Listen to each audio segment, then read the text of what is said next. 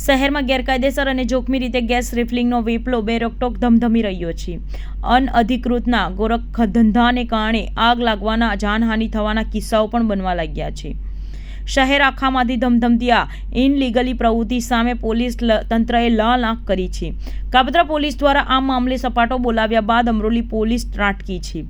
PI Vanara માર્ગદર્શન હેઠળ police કર્મીઓએ બાતમીના આધારે છાબરાભાઠા રોડ પર વાળીનાથ સોસાયટીના ગેટ બહાર બે અલગ અલગ દુકાનોમાં દરોડા પાડ્યા હતા. બંને દુકાનોમાં ગેરકાયદેસર ગેસ રિફિલિંગનો વેપલો ચાલતો હતો.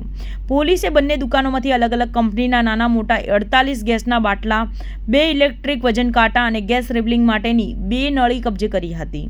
અમરોલી પોલીસે આ મામલે 2 અલગ અલગ ગુનો નોંધીને ભરવ પ્રસાદ ગુપ્તાને અને શગીરને અટકાયતમાં લીધો હતો. પોલીસે ખટીક સહિત 2ને વોન્ટેડ જાહેર કર્યા છે. અમરોલી પોલીસે વધુ તપાસ હાથ ધરી છે. આ કામે હકીકત એવી છે કે અમરોલી પોલીસ સ્ટેશન વિસ્તારમાં આવેલ છાપરાભાઠા રોડ ઉપર વાડીનાથ સોસાયટીના નાકા ઉપર કેટલાક ઈસમો જે ગેસની જે બોટલો હોય છે એમાં ગેરકાયદેસર રિફિલિંગ કરવાનું કામ કરે છે.